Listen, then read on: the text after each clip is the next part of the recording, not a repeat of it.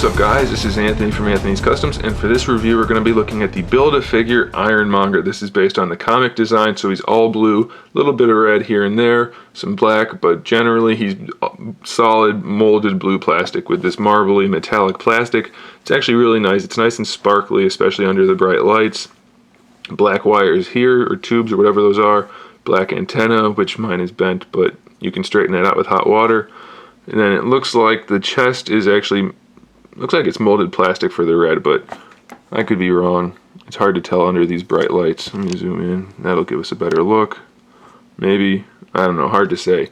Then the face is painted, so it looks like a Cylon, like he's got the red thing that moves back and forth like Knight Rider. So that's a really cool effect. Paint job's not quite square, but good enough. That's it for the paint. The rest is all just this nice pearly plastic, which is pretty good. I'm okay with it. Could have used a nice dry brush or a wash, but it'll definitely suffice. As far as height goes, he is about 8 1/4 inches tall. Is that right? No. About 8 inches tall. Hard to tell looking at an angle like that. So that puts him in scale with the rest of the figures from the batch pretty much. They come up to his chest, so that's fine with me. Articulation surprisingly okay on this guy.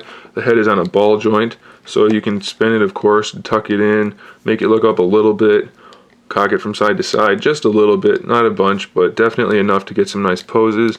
Only problem I have is once you rotate the head to the side, it bumps into this collar a little bit too much. You're going to have to kind of wedge it on there. But since it's not painted, you don't really risk too much by doing that, so that's okay.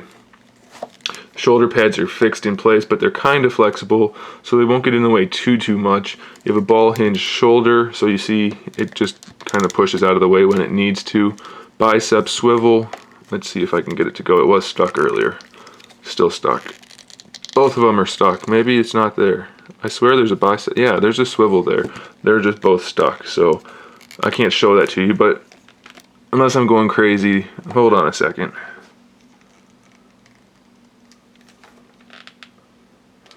Okay, I'm not going crazy. There is no bicep swivel. So I was just, it looks like it based on the sculpt, but there's not. So ignore everything I just said about that. The swivel is going to come down here in the elbow joint where it rotates like old school Hasbro design, which is okay, I guess. I would have rather had a bicep swivel, but it'll do.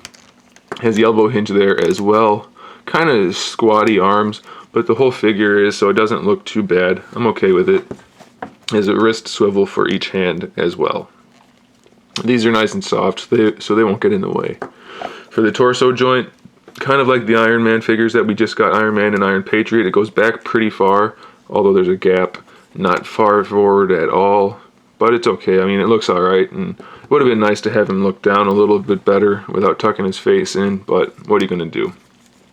It rotates okay, but since it's ovular, it kind of bumps, so it doesn't work as well as it could, and it does rock from side to side, so that adds to the posability, so that's nice. T-jointed ball hinge hips, that's always a plus. Full range of motion there. Thigh swivel, double jointed knees. And then the ankle has a hinge. It's really loose on mine for both feet, so that's kind of a problem for me since he's so big and heavy, but he does have the hinge there. It has the ankle rocker like the new Marvel Legends have. So that's nice, and then of course it rotates. So pretty much the full range of motion for all the joints except for the bicep swivel.